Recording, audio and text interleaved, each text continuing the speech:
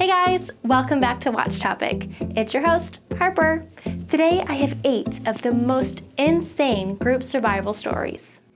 Number 8, the Uruguayan Air Force crash Flight 571. A rugby team, their family, supporters, and friends were on a flight to Santiago, Chile when their plane crashed on a glacier in the Andes Mountains.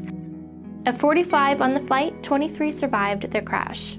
In the days to weeks to follow, the crew members began pillaging the plane for shelter materials. They obtained water by harnessing snowmelt through the metal seat components. They also rigged an antenna to a transistor radio to listen for news. The survivors battled temperatures of negative 22 degrees Fahrenheit and a lack of food. They had no communication with the outside world, but they could hear on a radio that the search parties were called off 10 days after the crash. After 62 days, they were able to send a rescue party out over a massive peak until they encountered someone who could help and alert authorities. Only 16 of the 23 crash survivors were rescued. Number 7, Donner Party. The Donner Party is known as one of the most spectacular tragedies of the westward immigration of settlers in United States history. Two families, the Donner and the Reed family, set out from the Midwest in 1846. With tons of Americans looking for a new life out west, some picked up on a shortcut from Lansing W. Hastings. The worst part of the trip was about 100 miles away from California, in the Sierra Nevada mountains. The group of families and wagons endured hardships typical of the Oregon Trail, but the turning point was the early snowstorm that pinned them down. Few had the wilderness skills to navigate mountain terrain and wilderness. During the winter of 1846, they encountered 22 feet of snowfall along their journey. They were stuck for 4 months without food or supplies. They faced starvation after consuming all of their livestock. 3 relief parties made up of experienced mountaineers helped to locate and evacuate the last remaining members over the course of 2 months. Of the 87 party members, only 48 survived the trip. Number 6, Pre-colonial Americans, Jamestown. Let's face it, a world without skilled farmers is a pretty scary place. In pre-colonial America, pilgrims in Jamestown Colony, near what is now known as Williamsburg, Virginia, were hit by a drought and severe lack of survival skills. The struggles began in 1607 when the first wave of colonists was cut by nearly 2/3 as a result of a drought and lack of farming knowledge. Only 30 of the 104 settlers made it beyond the first 9 months. Those who survived owed their lives to the generosity of the Powhatan Indians. They considered the land too difficult to cultivate for farming, but the colonists didn't understand. Instead, they relied heavily on supply ships from England. Colonists had their sights on the potential for the future industry of ports instead of harsh soil of the swampy land surrounding them with brackish water. 2 years later, tensions with the local tribe intensified. While the colony swelled to 214 pilgrims, they still struggled to pull through. A supply ship from England ended up way off course and got stranded in Bermuda. They soon ran out of food and supplies and hadn't learned how to sow crops yet.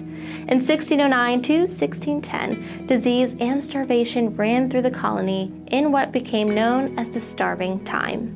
As a result, the colony resorted to eating snakes or livestock and even boiling shoes to survive until the supply ship finally made its way to the colony 9 months later. By then, only 60 of the colonists survived to receive the shipment.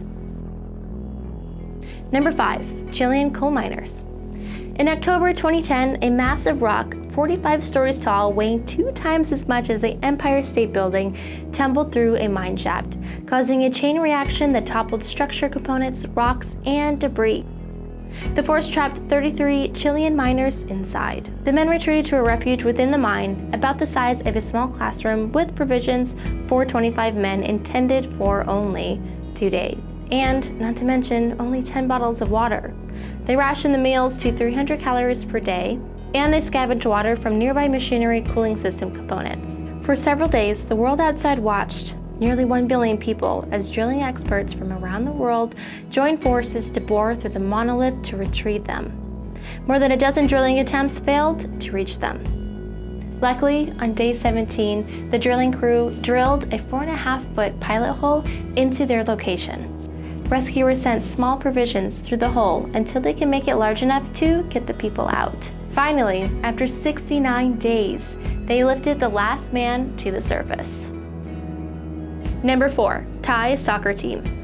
In the summer of 2018, a team of 12 young boys and their soccer coach finished their soccer practice and decided to check out some local caves.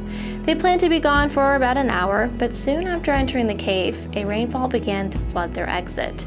The rain continued as the flood waters rose, their exit closed. They were trapped. The team ate prior to their practice, and good thing, because for the next 9 days, they will go without any food. They survived on water from stalactites and tried really hard not to think about food. Desperate to get out, each boy took a turn to try to dig at the cave walls, hoping to get out. And a good thing that their coach was a smart guy. He instructed them to meditate to conserve energy. When the word got out about the team, the world turned in as experts and divers did what they could to locate and save the boys. After 18 days, the last member of the team was extracted safely by highly trained SEAL team experts. In 2001, a group of 13 migrants from the Dominican Republic set out on a 24-foot handmade raft headed for a chance at a new life in Puerto Rico. However, they realized somewhere along their 100-mile journey that their compass was bad. As their food and water were depleted, they knew they were facing the risk of becoming lost at sea. By the 5th day, they were out of fuel, food, and water. However, one member of the group offered herself to them. Well, kind of. She was nursing a baby, so she offered her breast milk to them. Each member took turns taking small amounts of her breast milk. The group survived 7 more days on nothing but rations of breast milk. When they noticed signs of the shore, they began to paddle and work the Gulf tides until they could get the raft back ashore. The woman, Fatina Mercedes, is known as the Little Angel of the Sea. Number 2, Apollo 13. You're probably pretty familiar with this one. On April 11th of 1970, astronauts John Swigert, Fred Hayes, and James Lovell launched from the Kennedy Space Station in the Merritt Island in Florida. Nearly 56 hours after launch, an explosion derailed the mission. They lost pressure, electricity, light, oxygen, and heat. Back on Earth, nearly 200,000 miles away, NASA engineers and scientists worked day and night to get the astronauts home. The crew endured another 88 hours of cold and cramped conditions and sparse resources. The airtight conditions created more problems, as the act of breathing would soon asphyxiate them. NASA scientists repurposed materials to create a filter and buy enough time to keep them alive through re-entry. They shut equipment down to reserve power and had to rely on dead reckoning to steer the lunar module back to Earth. Without the aid of ground crews, improvisation, and skilled pilots, the mission would have been a total failure. 6 missions were completed successfully prior to Apollo 13, and 8 completed successfully afterwards. Apollo 13 is known as the greatest space mission rescue on record. A family out for a winter drive, intent on a fun-filled day in the snow, accidentally rolled their Jeep in the high desert of Nevada in December of 2013. The vehicle slid down an embankment a good distance off the main road.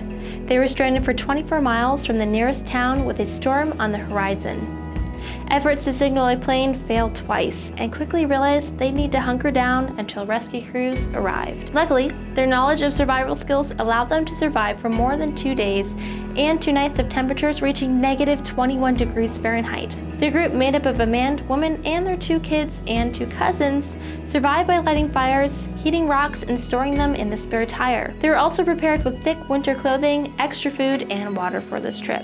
Rescuers were able to locate them quickly because they sheltered in place, and they told others their travel route. When they didn't arrive as planned to their destination, authorities were notified right away. A search party of more than 200 people mobilized and combed the 6,000 square mile region until they were located and returned home safely. Alright, that's the end of the video. Thank you so much for spending some time with me. If you're new, be sure to subscribe and maybe check out this video if you got some time. Alright, I'll see you soon. Bye!